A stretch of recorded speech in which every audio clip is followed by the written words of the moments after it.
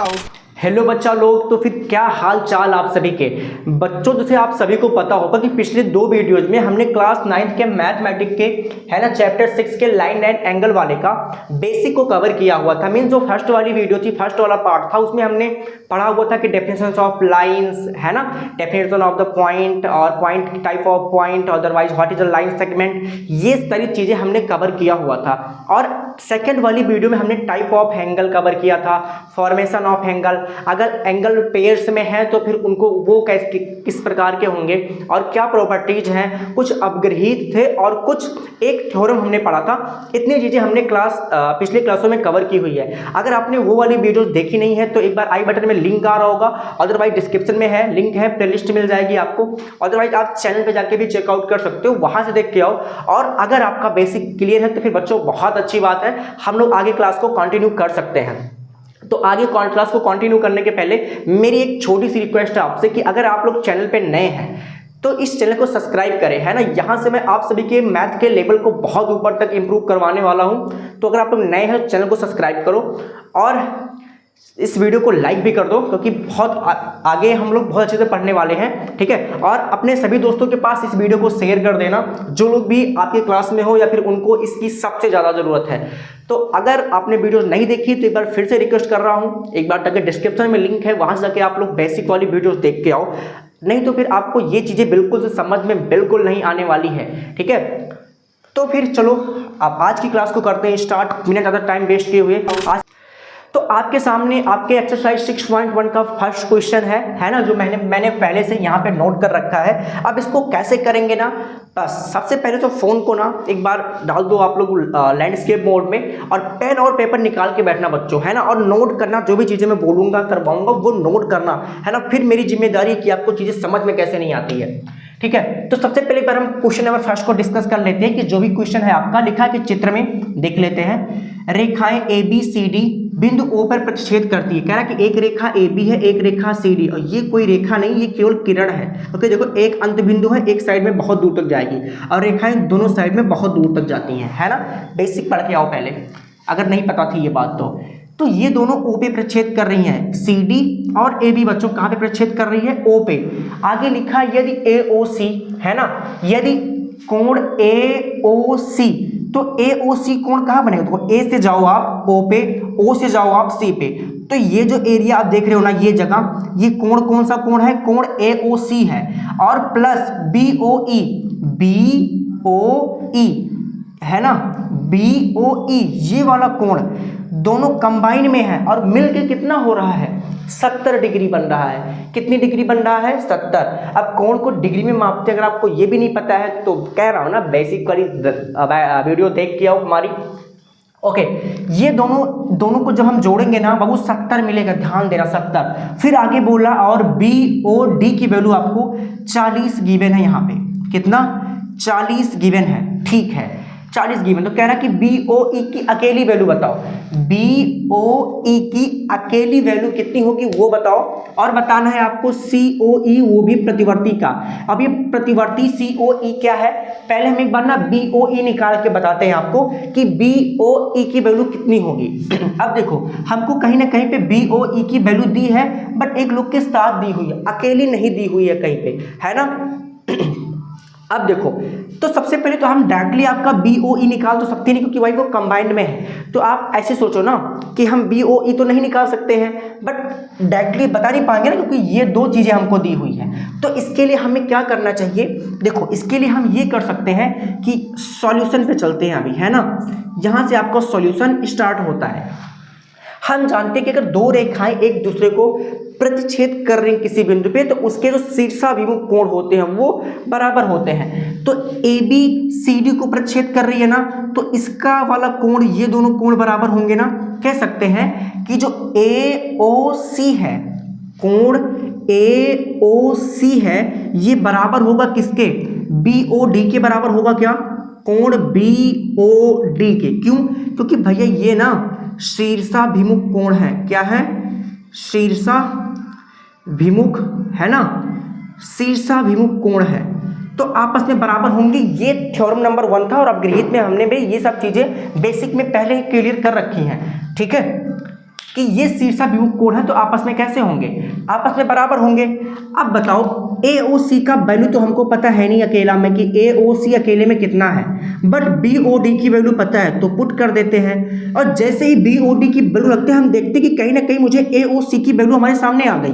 किसकी? AOC की। कितनी आ गई है भैया? 40 आ गई है। AOC की वैल्यू 40 आ गई है। लेकिन ये बताओ भैया, आप लोगों को क्वेश्चन हुआ कि ये बताओ भैया, निकालना तो था BOE, आप निकाल दे रहे AOC निकाल लें, ये कौन सी बात है? तो भैया हम डायरेक्टली ना BOE को निकाल नहीं सकते हैं। तो हम क्या करते हैं ना, जैसे आप एक एग्जांपल मेरा सुनो कि आपको कुछ काम करवाना है किसी से, ठीक है, और आपका संपर्क डायरेक्ट उस ऑफिस में नहीं है, बट आपके मामा जी का, आपके फूफा जी का वहाँ से कांटेक्ट है ना।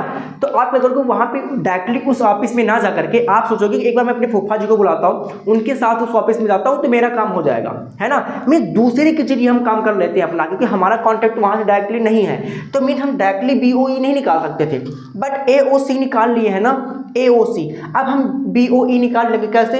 इस AOC का वैल्यू यहाँ पे रख दो, आराम से पक्षांतर कर देंगे, BOE की वैल्यू आ जाएगी। कैसे आ जाएगी ना, आओ मैं बताता हूँ ना कैसे आ जाएंगी। हमको एक चीज़ ये दिया हुआ है, क्या दिया है? हमको दिया गया है कि angle AOC plus angle BOE बराबर 70 गिवन है ना 70। हम अब AOC की वैल्यू यहाँ पे पुट कर देते हैं, है ना। AOC की वैल्यू होती है 40, जो कि अभी फाइंड किया हूँ, प्लस BOE, कोण BOE बराबर 70 है। अब मुझे बताओ, इस 40 अंश को अगर मैं डिग्री को मैं उधर पक्षांतर करता हूँ, है ना, BOE, तो 70 माइनस क्या हो जाएगा? 40। तो कोण BOE की वैल्यू कितनी आ जाएगी? आप कहोगे कोण BOE की वैल्यू भैया आ जाएगी 30 डिग्री। कितनी आ जाती है? 30 डिग्री। ठीक है, 30 डिग्री आ जाती है। अब मुझे कह रहा है, चलो एक काम मैंने इसको कर लिया कि इसकी वैल्यू आ गई है 30। अब कह रहा है कि प्रतिवर्ती COE क्या है।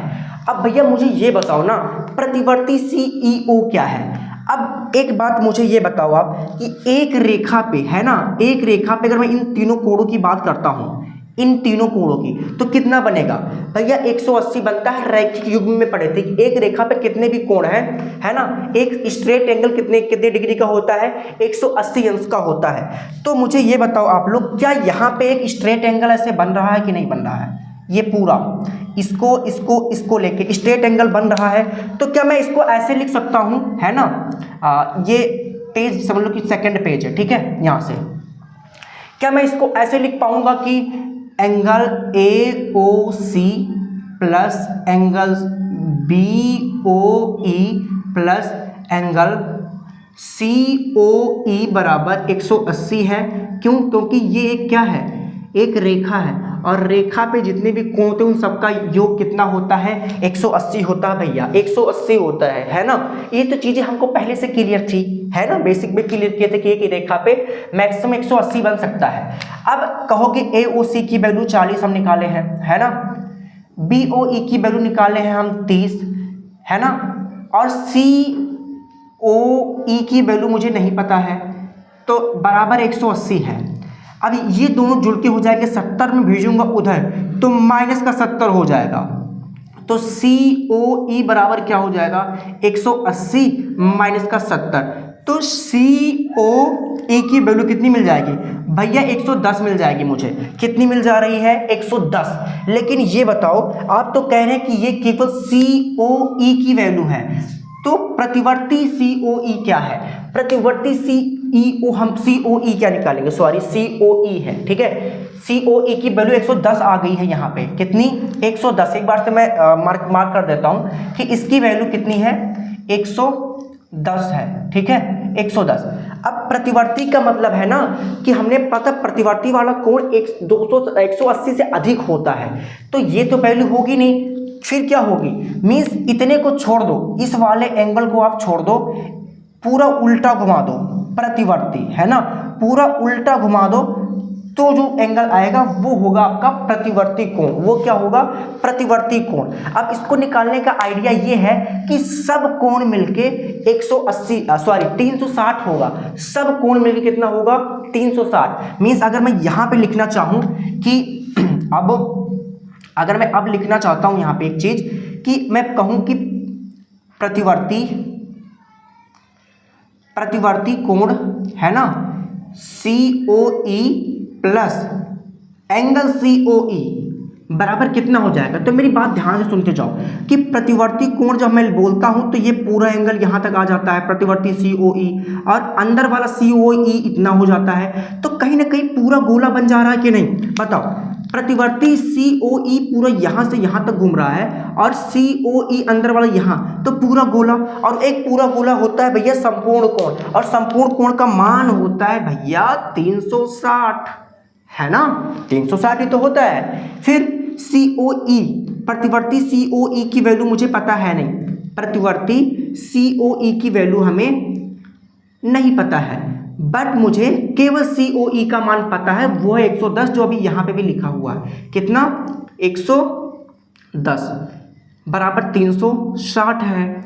अब प्रतिवर्ती COE की वैल्यू आ कितनी जाएगी मुझे ये बता दो, है ना, क्योंकि इसको मैं इस 110 को उधर भेजने वाला हूं, है ना, और जैसे इस 110 को उधर भेजूंगा तो 360 डिग्री, है ना, माइनस का 110 डिग्री बराबर कितना हो जाएगा, आप घटाओगे तो बचेगा आपका 250 डिग्री, है ना। कितना आ जाएगा प्रतिवर्ती COE, प्रतिवर्ती COE कितना आ गया है, COE आपका आ गया भैया 250 डिग्री, है ना। कितना आ गया है इसका वैल्यू, आपका आ गया है 250 डिग्री, है ना, 250। इतनी सी बात तो आपकी हो गई होगी क्लियर। तो एक बार से मैं हो जाता हूँ साइड, अदरवाइज आप वीडियो को पॉज कर लो, इसको नोट करना तो नोट कर लो, अदरवाइज आप स्क्रीनशॉट भी ले सकते हो। ओके, तो अब हम लोग क्या करते हैं, चलते हैं अपने क्वेश्चन नंबर 2 की तरफ। ओके, तो ये रहा बच्चों आपके एक्सरसाइज का 2nd क्वेश्चन, है ना, मैंने नोट कर लिया है। और चलो फिर इसको भी करते हैं समाप्त, ठीक है। तो पहला वाला क्वेश्चन समझ में आ गया होगा, तो स्टार्ट करते हैं क्वेश्चन नंबर 2। टोटल 6 क्वेश्चन, 6 के 6 आज ही खत्म करेंगे। थोड़ी सी स्पीड स्लो है, उसके पीछे का रीजन है कि अभी स्टार्ट कर रहा हूँ, ठीक है। अभी जैसे जैसे क्वेश्चन बढ़ते जाएंगे स्पीड बढ़ती जाएगी, ठीक है। कह रहा है कि चित्र में हमारे सामने है रेखाएं XY MN बिंदु O पर प्रतिच्छेद करते हैं। एक रेखा XY है बाबू, एक रेखा है MN है O पे प्रतिच्छेद कर रहा, कहाँ पे, O पे, यहाँ पे प्रतिच्छेद कर रहा है। कह रहा अगर POY मीन्स POY की वैल्यू कह रहा कि 90 है ना, 90 डिग्री है, और एंगल A और B मीन्स इन दोनों का अनुपात बाबू 2:3 का है। कितने का है, 2:3 का है। तो बताओ फिर C की वैल्यू क्या होगी। देखो क्वेश्चन में बड़ा सिंपल सा है, बस एक चीज ध्यान दो, एक चीज मेरी बात ध्यान से सुनो कि ये तीनों कोण मिलके कितने होते हैं, ये क्योंकि एक ही रेखा पे बने हैं ना, तो क्या 180 होंगे, पूरा मिला के 180 होगा। मेरी बात सुनो बस, ये कितना है 90, पहले से ये हो गया, तो ये दोनों मिलके कितनी बची हुई हैं, 90 बची हुई है। क्या 90 बची हुई है ना, मीन्स मैं ऐसे लिख सकता हूं, अभी जो स्टेटमेंट में एक लगा सकता हूं यहाँ पे सॉल्यूशन स्टार्ट करके, वो ऐसे बोल सकता हूं कि एंगल A प्लस B और 90 मिलके क्या होंगे, 180 अंश होने चाहिए थे और होते हैं, ठीक है। बट अगर मुझे AB का मान फाइंड करना है ना, तो ही हम C का निकाल पाएंगे। अब देखो क्या करते हैं, अब मैं क्या करूंगा, इस AB को, है ना, AB को यहीं रख छोड़ के इस 90 को उधर भेजूंगा, तो इधर क्या बचेगा AB, और 90 जाके घट जाएगा यहाँ से, 180 डिग्री में से 90 क्या होगा, घट जाएगा 90 डिग्री। तो A प्लस B बराबर क्या हो जाएगा, A प्लस B बराबर हो जाएगा आपका 90। मतलब A और B को जोड़ने पे कितना मिल रहा है भैया, 90 मिल रहा है। A और B को जोड़ने पे कितना मिल रहा है, 90। लेकिन ऐसे नहीं काम चलने वाला, काम ऐसे चलने वाला है ना कि A और B का अलग अलग से मान निकालना होगा, A और B का अलग अलग से मान निकालना होगा। वो कैसे निकलेगा, अरे वो भी निकलेगा, अगर मुश्किल है तो फिर हल भी है इसका। देखो उसने कहा है A अनुपाते B का अनुपात है 2:5। आप फालतू कर दिमाग मत लगाओ, इसमें x 2x या 3x बिल्कुल भी नहीं करने वाला हूं, बस मेरी बात सुनते जाओ। 2x 3x कुछ नहीं करना है, जो कहा है कि कह रहा है कि A का मान 2 है, B का मान है 3, आप रख दो सिंपल। A को ले लेता हूं मैं 2 और B को ले लेता हूं 3, इनको जोड़ने पे मेरा 90 आना चाहिए। अरे ये तो गलत हो गया, इनके हिसाब से इन दोनों को जोड़ने पे 90 आना चाहिए। मेरा कितना आ रहा है, मेरा भैया आ रहा है 5 और इनका आ रहा है 90। ना तो ये गलत है ना तो हम गलत है, क्योंकि इन्होंने कहा कि 2:3 तुम्हें रख दिया, 5 आ रहा है, कहोगे अनुपात में था तो क्या दिक्कत है। इनको दोनों को जोड़ ले, मेरे हिसाब से 5 आता है, इनके हिसाब से आता है 90। अब बात तो दोनों की सही है। अब मेरा 5 उनके 90 के बराबर है, मेरा 5 इसके 90 के बराबर है, तो मेरा 1 इनके कितने के बराबर होगा, इनके 90/5 के बराबर होगा कि नहीं। इनका मेरा 5 इनका 90, अब मेरा 1 इनके 90/5 के बराबर होगा ना। अब ये बताओ, अगर मेरा 1 इनके 90/5 के बराबर है और अगर मुझे b की वैल्यू या फिर 1 की निकालनी है, मैं पहले इसको काटूंगा, है ना। देखो अगर मैं इसको काटूंगा, है ना, 1 का मान निकालूंगा तो 5 तो 1 से कट जाएगा, 5 1 कम 5, और ये कितना होता, 18 आ जाएगा। तो 1 का मान कितना आ जाएगा आपका, 1 का मान आ जाएगा 18। तो a कितना है मुझे बताओ बाबू लोग, a कितना है, a कहोगे भैया 2 है, a का वैल्यू कितना है, a का मान 2, तो फिर a बराबर कितना निकलेगा। अब 1 का मान 18, 1 का मान 18, अकेला 18 है, तो 2 लोग मिलके 2 × 18 होंगे, मतलब क्या 36 डिग्री होने वाला है, हाँ 36। अब फिर b कितना होगा, b उसने कहा है कि 3 होगा, b कहा है कि 3, a कहा है कि 2। अब b 3 है, 1 अकेला 18 है, तो b का मान जाएंगे तो हम 3 में किसका मल्टीप्लाई कर देंगे, 18 का, तो b की वैल्यू कितनी मिल जाएगी भैया, b की वैल्यू आपको मिल जाएगी 54 डिग्री, है ना। और यहाँ पे a का मान लिखा है 36, मतलब 36 और 54 आ जाएंगे a b का मान। लेकिन फिर आप कहोगे अरे यार क्या बात कर रहा है, a b का मान काहे को दिमाग लगा रहा है, हमको तो c का निकालना था। हाँ तो c का भी तो निकालते हैं भैया, आ जाओ ना। देखो अब मुझे ये बताओ आप कि ये जो एंगल b है क्या इस YON के बराबर होगा, एंगल b YON के बराबर होगा, क्यों भैया शीर्षाभिमुख कोण है। हाँ अरे ये बात तो मेरे माइंड में नहीं है कि NOC ये वाला एंगल b मीन्स b के बराबर होगा जितना b है, क्यों भैया शीर्षाभिमुख कोण है, क्या है, शीर्षाभिमुख कोण है, ठीक है, शीर्षाभिमुख कोण है। अब NOC की मुझे वैल्यू तो पता नहीं है कि NOC की, ठीक है, तो NOC का नहीं पता तो ऐसे लिख दो, बराबर ये कितना हो जाएगा, अरे b का मान अभी निकाले, कितना भैया 54 होता है ना, b का मान रख दिया उसके स्थान पे। तो अब इसका भी मान आ गया, इसका मान कितना आ गया, एक बार से मैं लिख देता हूँ, इसका मान कितना आ गया है भैया 54 आ गया है, 54 आ गया है।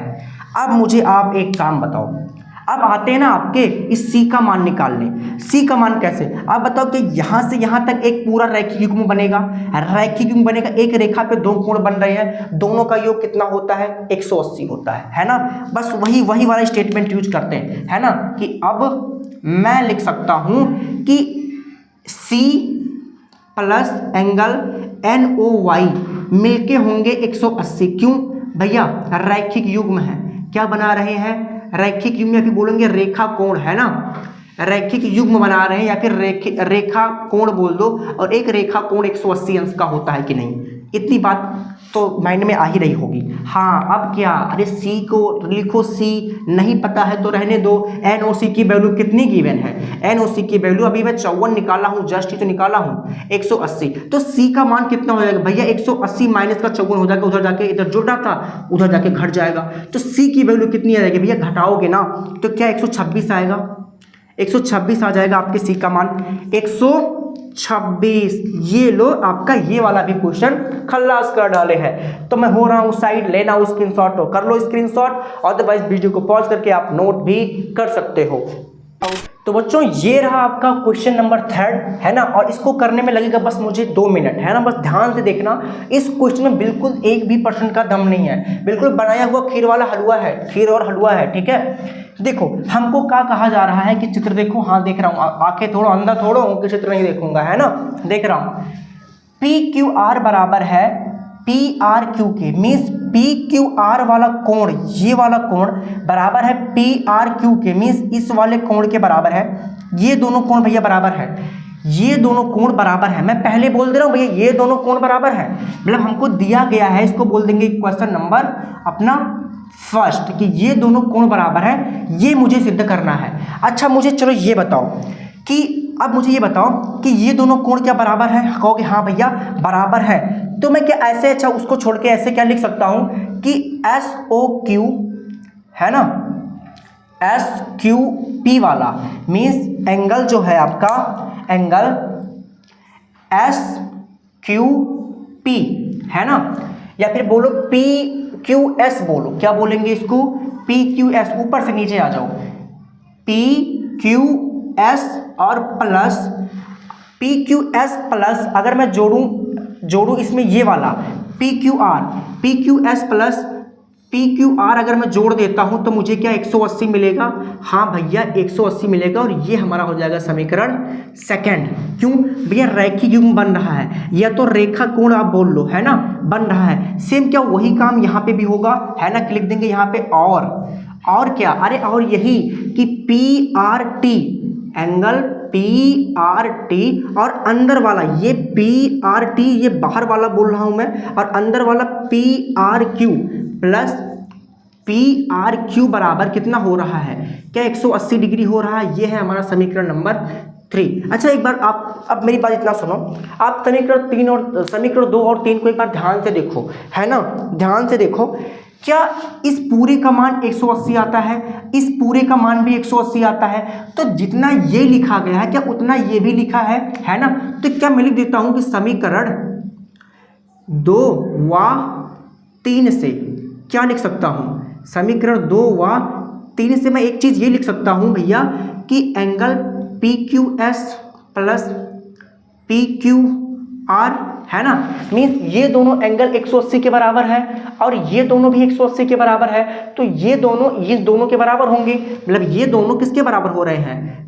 PRT और प्लस PRQ के बराबर हो रहे हैं। कहोगे हाँ इसमें क्या दिक्कत है, ये तो बराबर ही है ना। अब मुझे ये बताओ कि जो मुझे प्रूव करना है, आप इसको भी एक बार ध्यान से देखो ना, कि इधर अकेला PQS है, इधर अकेला PQS है, मतलब इसका इधर कोई काम नहीं है और इसका इधर कोई काम नहीं, इसको उठा के उधर ढकेल दो, है ना, कि ये चल बे हट बे, है ना। तो PQS बोलता है इसको कि हट बे, अब ये हट के जाएगा उधर। अब उधर भैया दो लोग पहले महाराज हैं, एक ये महाराज हैं पहले से उपस्थित हैं, एक ये महाराज पहले से उपस्थित हैं। ये जाके भी कहते हैं भैया मुझे भी एडजस्ट करवाओ कहीं पे, करो ठीक है आ जाओ क्या दिक्कत है ना, कर दिया। अब आप मुझे ये बताओ क्या मैं इसको लिखूंगा ऐसे कि PQS बराबर PRT? कहोगे हाँ लिख सकते हैं। इसको मैं लिखता हूं कि प्लस PRQ, और इसको मैं PQR को चाहे मैं PQR लिखूं चाहे PRQ लिखूं, है ना, दोनों चीज सेम है, तो मैं इसको लिख देता हूं PRQ। क्यों लिखा है कि ये दोनों जाए कट और PRT अकेला बचे, जो मुझे रिक्वायरमेंट है। तो ये पूरी चीज प्लस में है ना, सेम चीज पूरी माइनस में, तो कट गया दोनों, है ना, कट जाएंगे आपस में। तो अगर दोनों आपस में कट जाए तो फिर क्या बच रहा है? बच रहा आपका इधर PQS, है ना, PQS किसके बराबर बच रहा है? PRT के बराबर बच रहा है।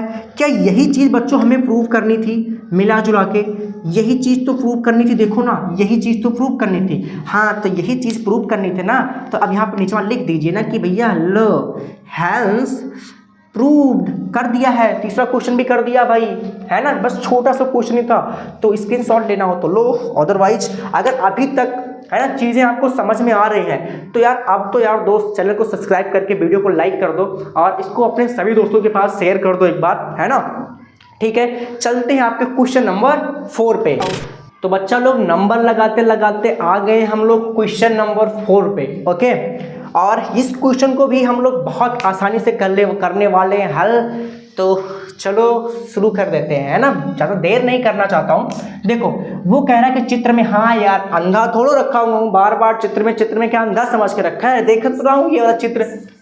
x प्लस वाई बराबर मीन्स इन दोनों की जो वैल्यू है x और y की, मीन्स x और y की जो वैल्यू है जोड़ने पर जितना होगा w प्लस जेड के बराबर होगा, ये कह रहा है। ये वाला जो स्टेटमेंट आप देख रहे हो ना, ये वाला पूरा स्टेटमेंट ये बस इतना ही कह रहा है कि x और y को जोड़ने पे जितना आएगा उतना ही आएगा w प्लस जेड को जोड़ने पे। तो सिद्ध क्या करना है, कह रहा है कि सिद्ध की करें कि AOB एक क्या है, रेखा है। तो बच्चों देखो क्या हमको ये चीज गिवन है कि x प्लस वाई बराबर होगा W प्लस जेड के, कहोगे हाँ। अब सिद्ध क्या करना है कि AOB एक रेखा है, एक सरल रेखा है। भैया सरल रेखा तभी होती है ना जब यहाँ पे जो भी एंगल बन रहा है ना वो 180 का बन जाए, तो सरल रेखा हो जाता है, ठीक है। अगर हम कभी x प्लस वाई बराबर 180 प्रूव कर ले या फिर W प्लस जेड बराबर 180 प्रूव कर ले, तो हम कह देंगे भैया AOB एक सरल रेखा है। मतलब हमको ये बस लास्ट में स्टेटमेंट ऐड करना पड़ेगा। प्रूफ हमें माइंडली ये करना है कि x और y का मान जोड़ने पे 180 आ जाए या फिर W प्लस जेड का मान 180 आ जाए, तो हमारा काम बन जाएगा। हाँ तो काम बनाने ही तो खड़े हैं, इधर आ जाओ देखते हैं क्या करना है। देखो हमको कहा गया है भैया कि ये टोटल में से दो का मान अलग अलग बराबर है। तो अगर पूछूं आपसे कि ये सबका अगर मैं मान कभी जोड़ने बैठूं, है ना, कि x प्लस, एक बार मैं इसको कलर मार्कर चेंज करता हूं कि सॉल्यूशन चल रहा है मेरा, ठीक है, ये सॉल्यूशन यहीं से स्टार्ट है, ठीक है, दिया है और ये प्रूफ करना है, ठीक है, कि मैं लिख सकता हूं कि x प्लस वाई प्लस, है ना, इन दोनों का मान प्लस W प्लस जेड बराबर मिलके 360 होगा। भैया ऐसा क्यों हो रहा है वो मुझे रीजन बताओ। आप कहोगे सबको तो जोड़ रहे हो आप, भैया सबको तो जोड़ दे रहे हो और सबको जोड़ते रहो तो एक पूरा गोला बन जा रहा है, एक पूरा वृत्त बन जा रहा है, और जब पूरा घूम जाता है उसको बोलते हैं संपूर्ण कोण। और संपूर्ण कोण भैया होता है ना 360 डिग्री का। तो यहाँ पेपर में लिख दे रहा हूँ रीजन, ठीक है, आपके इंफॉर्मेशन के लिए, जानकारी के लिए, ठीक है। इन सबको जोड़ने भैया कितना हो रहा है, भैया 360 हो रहा है। मुझे ये बता दो बाबू कि x प्लस वाई क्या W प्लस जेड के बराबर है। कहोगे हाँ, इसमें पूछने वाली क्या बात है कि x plus Y W plus Z के बराबर है। तो ये बताओ मुझे, मैंने एक्स वाई तो लिख दिया, x प्लस वाई लिख दिया है, क्या W प्लस जेड की जगह पे मैं x प्लस वाई लिख सकता हूँ, या फिर x प्लस वाई की जगह पे W प्लस जेड, या फिर W प्लस जेड की जगह पे x प्लस वाई। मतलब मैं चाहे इसको लिखूं चाहे मैं इसको लिखूं, दोनों चीज बराबर है।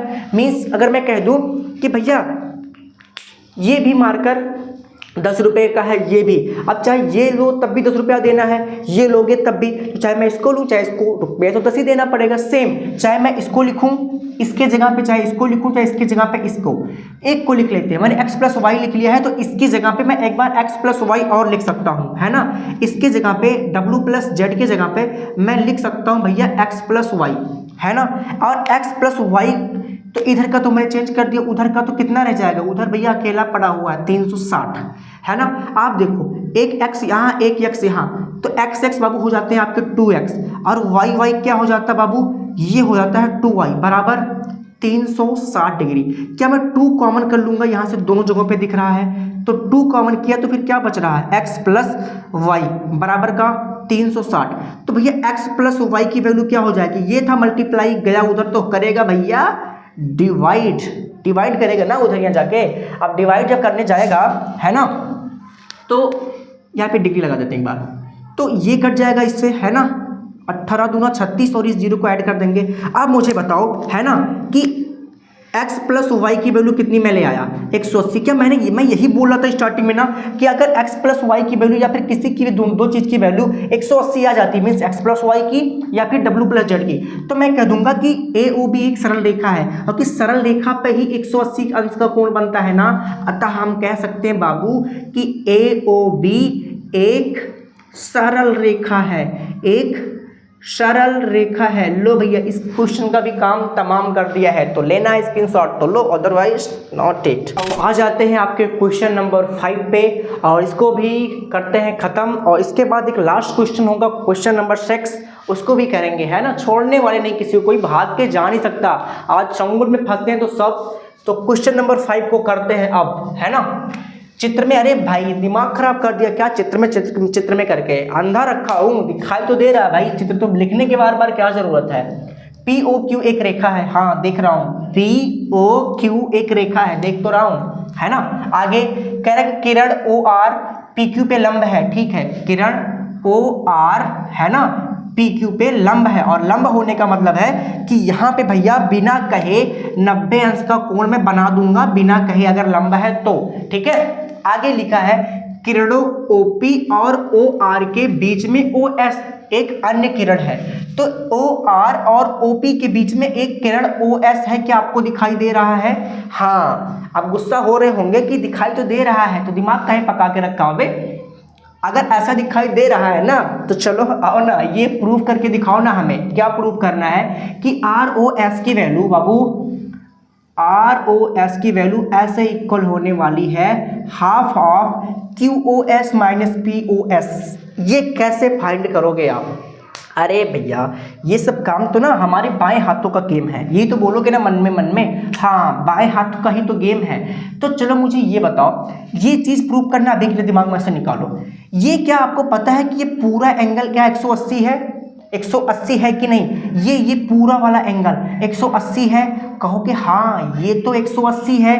मीन्स जब मैं पहुंचता हूं ऐसे करने कि एंगल POS प्लस एंगल है ना ROS है ना, POS और ROS और ये 90 डिग्री है ना, या फिर ऐसे मत बोलो, अभी ऐसे बोलो कि ROQ बराबर मिलके 180 होने वाले हैं। चूंकि यहाँ का लंब बन रहा है तो ये 90 अंश का कोण है, तो अगर मैं इसको मैं उधर भेजूंगा कभी, ऐसे देखो कि POS प्लस ROS और मैं इधर इसका वैल्यू 90 हो जाएगा बराबर 180 होगा है ना।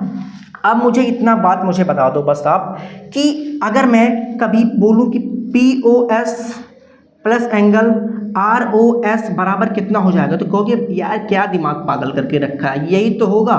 180 में से 90 को घटा दूंगा, तो कहीं ना कहीं आप कहोगे कि फिर POS प्लस ROS बराबर क्या होगा, कहोगे 90 है ना, 90 होगा। 90 होगा क्या?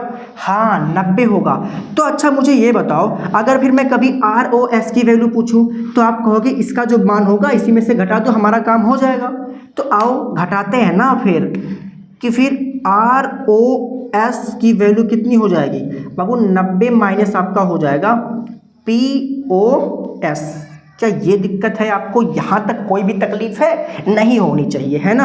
अतः लिख देंगे, अतः कि ऐसा ROS का मान निकालने जाएंगे तो हमारे सामने कुछ ऐसी कंडीशन हमको दिखाई पड़ने वाली है। इसको बोल देंगे भैया इक्वेशन नंबर फर्स्ट। क्या बोलेंगे? Equation number first. यहाँ तक को तो दिमाग बात में बिल्कुल दिमाग तक अंदर जाके घुसी होगी है ना। ठीक है, अच्छा ROS निकालने का तरीका ये है कि 90 डिग्री में से मीन्स इतने में से हम POS को घटा दें। POS को अगर घटा दोगे तो यही इतना बचेगा ना ROS। अच्छा कुछ और तरीका है ROS निकालने का? हाँ, आप माइंड लगाओ, क्या मैं ROS को ऐसे भी निकाल सकता हूँ है ना, कि एंगल अगर मुझे ROS निकालना है, ROS है ना, तो इस पूरे एंगल में से है ना, इस पूरे एंगल में से मैं 90 घटा दूँ, मीन्स ROS निकालना है तो QOR में से है ना, या फिर QoS में से इतना पार्ट हटा दूं, मीन्स QoS इतने में से इतना हटा दूंगा तो यही बचेगा ना। मीन्स मैं क्या लिख सकता हूं, एक ये भी तरीका है निकालने का कि QoR में से आप क्या घटा दीजिए, आप ये घटा दीजिए 90 वाला घटा दीजिए, या फिर QoS घटा देंगे, या फिर डायरेक्टली लिख दो QoS की वैल्यू कितनी है, लिख देते हैं एक बार पहले QoS कितना है, QoS है ना, ऐसे होगा, सॉरी QoR है, QoR में से हम लोग घटा रहे हैं, सॉरी एक बार QoS है यहाँ पे और QoR घटाएंगे, ठीक है, सॉरी फॉर, क्योंकि दिमाग कई जगहों पे लग जाता है ना। तो अगर मुझे ROS निकालना है बच्चा लोग, तो इस पूरे में से मैं इसको घटा दूंगा इतने को, तो ROS की वैल्यू निकल जाएगी है ना। अब बताओ मुझे, क्या उसमें आपको कुछ भी चीज़ पता? कहोगे हाँ, अगर मैं कभी ROS बराबर ऐसे लिखूँ कि QoS और इसकी वैल्यू मुझे 90 गिवन है, तो 90 से घटा दूंगा, क्या घटा दूंगा यहाँ से, कहोगे हाँ हो जाएगा, और इसको मैं बोल दूंगा भैया इक्वेशन नंबर सेकंड बोल दूंगा। कौन सा बोल दूंगा? समीकरण दूसरा। अब आप एक बार समीकरण 1 को देखो और समीकरण 2 को देखो। अब समीकरण 1 और 2 को मैं क्या करूंगा ना, जोड़ूंगा। क्यों? क्योंकि मुझे यहाँ पे जब मैं इन दोनों को जोड़ूंगा ना तो ROS हो जाएगी 2ROS, और उधर भेजूंगा तो बटेगा 2 चला जाएगा, तो फिर मुझे समीकरण 1 और 2 को क्या कर लेना चाहिए, जोड़ लेना चाहिए। लिखेंगे कि समीकरण 1 व 2 को बच्चा जोड़ने पर, चलो आ जाओ जोड़ डालते हैं। अब मैं जोड़ने बैठता हूँ हाथ पैर जोड़ के, है ना, हाथ नहीं जोड़ना है, इनको जोड़ना ना बाबू। अब देखो पहले मैं समीकरण 1 लिखता हूँ, तो देखो समीकरण ROS इक्वल लगा हुआ है इधर 90 माइनस, या फिर ऐसे जोड़ लो ना कि लेफ्ट हैंड साइड को लेफ्ट हैंड साइड में जोड़ लो, राइट हैंड साइड को राइट हैंड साइड में जोड़ लेंगे, बहुत आसानी से हमारा हो जाएगा। ठीक है, तो इधर लेफ्ट हैंड साइड में आपका है कि ROS, इधर भी लेफ्ट हैंड साइड में ROS है, एक साइड जोड़ दिए। अब राइट हैंड साइड में चलते हैं, इधर लिखा हुआ है बच्चा 90 माइनस POS एंगल POS।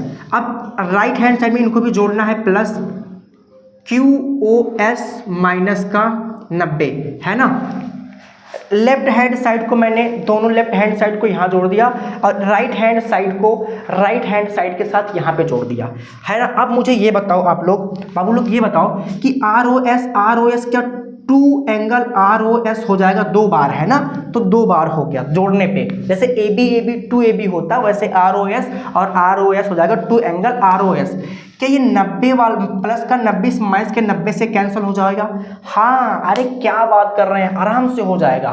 ठीक है, तो ये प्लस में है, क्या मैं इसको आगे लिख लूँ? ये माइनस में है, क्या मैं इसको पीछे लिख सकता हूँ? हाँ, QOS को लिख लिया आगे और ये माइनस में था तो इसको लिख देंगे हम POS आपका पीछे।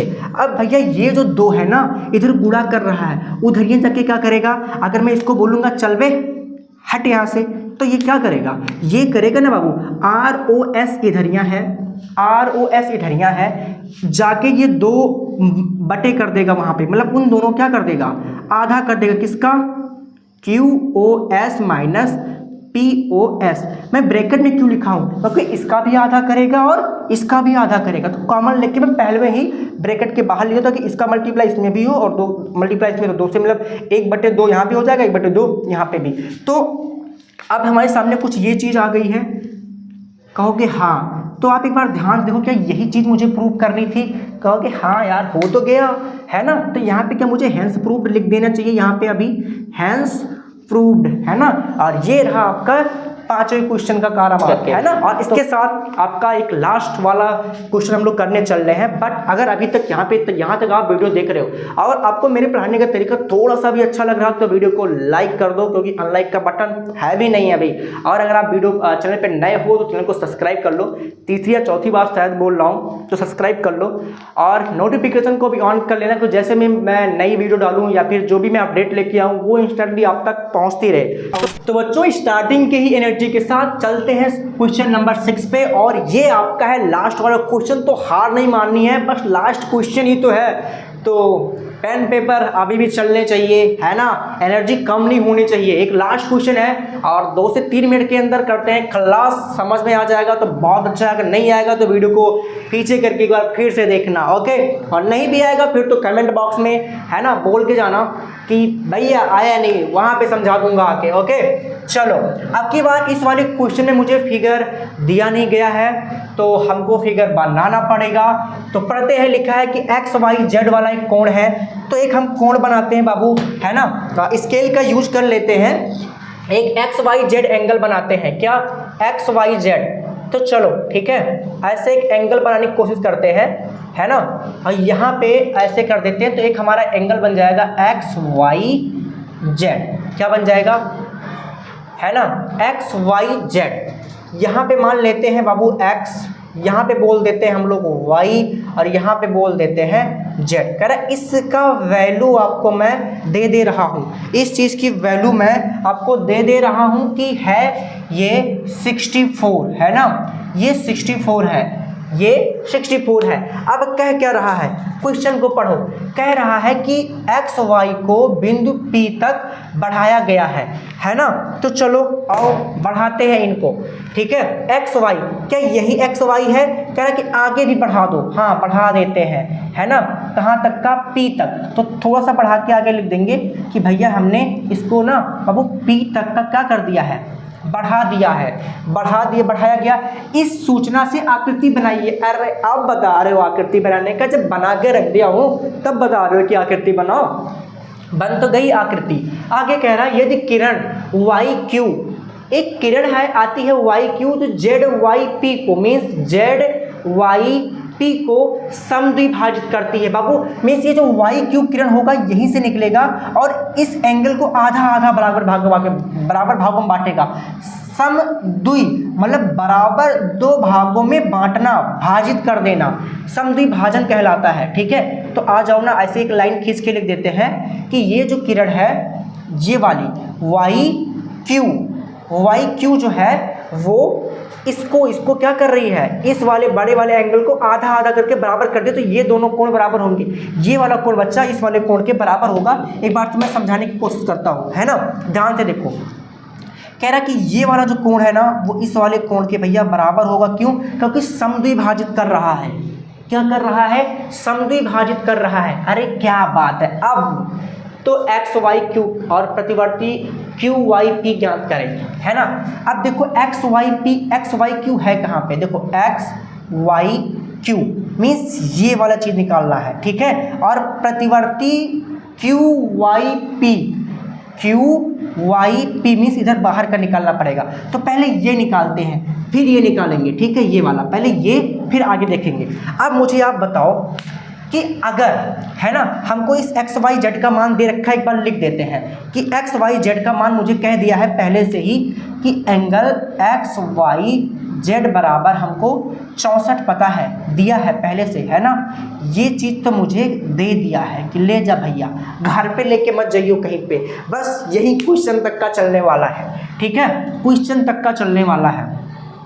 और हमको वो कहा है कि एक्स वाई को पी तक बढ़ाते हैं, तो एक्स वाई पी एक क्या हो जाएगी, एक्स वाई पी को अगर मैंने एक्स वाई को पी तक बढ़ाया है तो भैया जो ये एक्स वाई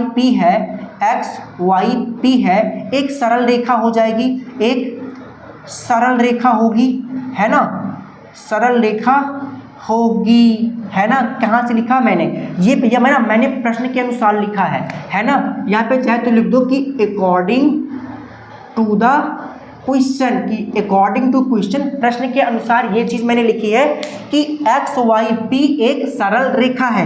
अब भैया अगर सरल रेखा है तो एक सरल रेखा पे जितने भी कोण बनते हैं भैया क्या वो सब बराबर होते हैं? क्या वो सब बराबर होते हैं ना। एक और चीज़ लिखते हैं, ये तो सरल रेखा हो गई, एक और चीज़ हमको पता है ना। प्रश्न में कहा था कि जो ये वाई क्यू है ये जेड वाई पी को समद्विभाजित करता है ना। मीन्स वाई क्यू, मैं एक बार लिख देता हूँ ये स्टेटमेंट, है ना, कि वाई क्यू, है ना, Y Q angle Z Y P को क्या करता है। अच्छा मैं कैपिटल लेटर में लिख के रखा हूँ, सॉरी यहाँ पे स्मॉल कर दिया हूँ। ठीक है, तो जेड वाई पी को समद्विभाजित करता है। क्या करता है? समद्विभाजित, और समद्विभाजित करता है। ठीक है, देखना थोड़ा सा अपने अकॉर्डिंग, है ना, स्पेस का इशू हो गया, चलो हटा के लिख देते हैं एक बार से को समद्विभाजित करता है। बच्चों समद्विभाजित करता है तो समद्विभाजन करने के मतलब दो बराबर हो जाएंगे। मीन्स ये पी वाई क्यू, है ना, पी वाई क्यू जो होगा, यहाँ पे लिख देता हूँ वाई में, पी वाई क्यू मैं लिख सकता हूँ इसके आगे के समद्विभाजित करता है।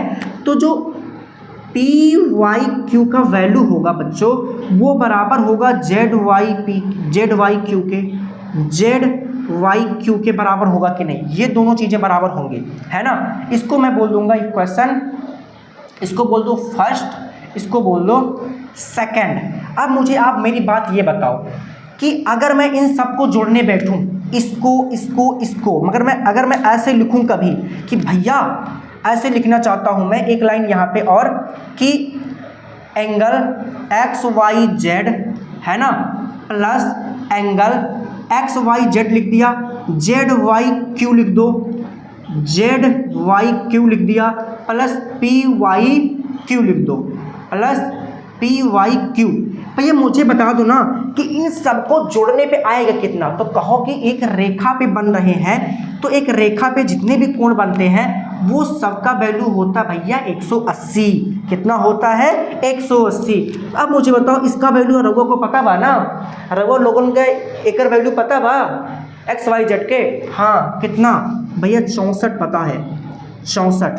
ठीक है रख दो ना, इनका नहीं पता तो रहने दो ऐसे कि ZYQ। अच्छा मुझे बताओ, मैंने अभी यहाँ बोला है कि चाहे मैं ZYQ लिखूँ चाहे मैं PYQ लिखूँ, दोनों बराबर हैं। तो इसके जगह मैंने इसको लिख दिया, क्या इसके जगह पे इसको लिख सकते हैं या फिर इसके जगह पे इसको, इसके जगह पे इसको? तो इसके जगह पे मैं ये वाला लिख देता हूँ प्लस ZYQ, तब भी क्या 180 रहेगा? कहोगे हाँ, तब कोई भाग थोड़ा नहीं जाएगा कहीं पे, इतना रहेगा ना। ठीक है इतना तो हो जाएगा। आगे मैं इसको ना अगर कभी उधर भेजूँ तो ये बताओ मुझे, अगर मैं 64 को उधर भेजूँगा इधर क्या बचेगा? इधर बचेगा भैया ZYQ प्लस ZYQ। अगर ZYQ दो बार है तो क्या मिल दूंगा? 2ZYQ बराबर 180 में से मुझे घटाना है भैया 64 घटाना है। आगे क्या प्रोसीजर होगा? आगे प्रोसीजर यही होगा ना कि ZYQ है ना, ZYQ की वैल्यू हो जाएगी, इसमें से आप 64 जब घटाओगे तो आपको कितना मिलने वाला है? साफ साफ देखो माइंड गेम क्या है, 0 में से आप 4 घटाओ तो कितना बचेगा भैया? 6 बचेगा। 7 में से 1 तो 1, और आगे ये 1 तो पहले से है, अब 2 जाएगा इसके बटे में, है ना। और जब भी आप इसको काटोगे ना तो 2 कट जाएगा, इधर आ जाएगा बाबू 58, है ना 58। तो ZYQ की वैल्यू कितनी आ जाती है? 58। मैं एक बार यहाँ पे लिख देता हूँ कि ZYQ की वैल्यू कितनी आ गई है? ZYQ की वैल्यू आ गई है 58। अब भैया जितना ZYQ की वैल्यू है, जितनी ZYQ की वैल्यू है 58, क्या उतना ही यहाँ पे भी होगा? कहोगे हाँ ये कैसे? अरे भैया जितना ZYQ का वैल्यू होगा उतना तो PYQ की वैल्यू होगी। अगर मैं तो अतः मैं यहाँ पे लिख सकता हूँ कि एंगल PYQ भी कितना हो जाएगा भैया? 58 ही तो होना है, क्योंकि ये दोनों तो मैंने कहा था पहले से बराबर है। हाँ इतना काम हो जा रहा है। तो क्या XYQ इसकी वैल्यू मैं निकालूं, किसकी? XYQ। हाँ बहुत आराम से निकल जाएगा। अतः मुझे निकालना किसकी? कोण XYQ। आप देखो XYQ में एक कोण तो XYZ आ रहा है ना। तो अगर मैं XYZ वाले कोण में ZYQ जोड़ देता हूँ, क्या ZYQ ऐड कर देता हूँ, तो मुझे इसकी वैल्यू मिल जाएगा। मतलब इतना कोण ये वाला और ये वाला जो जोड़ूंगा तो ये पूरा निकल जाएगा ना, ये पूरा निकल जाएगा। वही काम कर रहा हूँ, है ना। चलो फिर XYQ बराबर आपका हो जाएगा, इसकी वैल्यू है 64 और इसकी वैल्यू है 58 डिग्री। ठीक है, दोनों को जैसे आप ऐड करने बैठोगे XYQ का मान कितना जाएगा? देखो 12 और एक बार और 12, है ना। अरे 8 4 12, 2 1 हासिल, 6 5 11 और एक और हासिल लेके 12, ये वाला 122 डिग्री आ गया, है ना। 122 डिग्री आ गया आपका एंगल XYQ की वैल्यू। अब कह रहा प्रतिवर्ती QYP निकालना है, QYP। अब मुझे बताओ ये बाबू एक बात बताओ कि इसका प्रतिवर्ती इसी को छोड़ के इसके बाहर वाला बोल देते हैं, ये है इसका प्रतिवर्ती, है ना। ये प्रतिवर्ती है और ये अंदर का है PYQ। तो अब अच्छा मैं ऐसे लिख सकता हूँ क्या कि चूंकि अगर मैं लिखना चाहूँ यहाँ पे, चूंकि अगर मैं इसको एंगल PYQ इसमें इसका प्रतिवर्ती कोण बाहरों वाला जोड़ देता हूँ, प्रतिवर्ती, है ना। क्या प्रतिवर्ती एंगल PYQ या फिर QYP भी बोल दोगे, है ना, कोई दिक्कत नहीं है। QYP बोल दो क्योंकि क्वेश्चन मुझे वही कह रहा है, QYP, है ना। अब चाहे बाबू आप PYQ बोलो चाहे तो QYP बोलो, सेम थिंग है ना। आगे QYP बराबर कितना हो जाएगा एक बार मुझे बता दो। ये काम तो हम जानते हैं भैया। जैसे ये पूरा बाहर का है ना, और जैसे मैं अंदर वाला ऐड करूंगा ना, तो पूरा एक संपूर्ण कोण बन जाएगा। और संपूर्ण कोण होता बाबू 360 अंश का। ये होता है ना, ये 75 बार बता के रखा हूँ, संपूर्ण कोण एक 360 डिग्री का होता है ना। तो क्या बात है, अब तो क्या बात है चांदनी में। ओके, आ जाओ देखते हैं ना। इसकी वैल्यू मुझे पहले से पता है कितनी बाबू, 58। अंदर वाले की 58 पता है। क्या प्रतिवर्ती कोण पता है? प्रतिवर्ती कोण QYP की वैल्यू पता थी ना? ना, इसका कहाँ पता था? ना मुन्ना ना, ये नहीं पता था मुझे, है ना। 58 को मैं उधर ट्रांसफर करूँगा तो बाबू प्रतिवर्ती कोण है ना, प्रतिवर्ती कोण QYP की जो वैल्यू है, क्या 360 में से 58 घटा दी जाएगी? हाँ, अरे बहुत आराम से घटा दूंगा। आंसर मुझे कितना मिल जाएगा, है ना। आंसर मुझे मिल जाएगा कि प्रतिवर्ती कोण है ना, प्रतिवर्ती कोण QYP की वैल्यू हो जाएगी बाबू 302 आ जाएगी आपकी, है ना। कितनी आ जाएगी? 302। तो इस प्रकार से हम प्रतिवर्ती कोण QYP भी फाइंड कर दिए। और इसको फाइंड करने के साथ फाइनली गाइज, है ना, आपके 6.1 के सभी क्वेश्चन होते खत्म। ओके, तो अब अगर आपने अभी तक वीडियो को लाइक नहीं किया है ना, तो कर दो लाइक, है ना। और चैनल को सब्सक्राइब नहीं किया, आप चैनल पे नए हैं तो एक बार सब्सक्राइब कर दो। और अपने सभी दोस्तों के पास इस वीडियो को जितना ज़्यादा हो सके सबके पास शेयर कर दो। और बने रहो हमारे साथ, क्योंकि अगली क्लास में हम लोग करने वाले हैं एक्सरसाइज 6.2 का क्लास। 6.2 से युद्ध करेंगे और ख़त्म करेंगे उसको, है ना। तो बच्चों मिलते हैं नेक्स्ट वीडियो में, तब तक के लिए बाय बाय। और हाँ, शेयर जरूर कर देना और लाइक तो करोगे ही, क्योंकि अनलाइक का बटन तो है ही नहीं।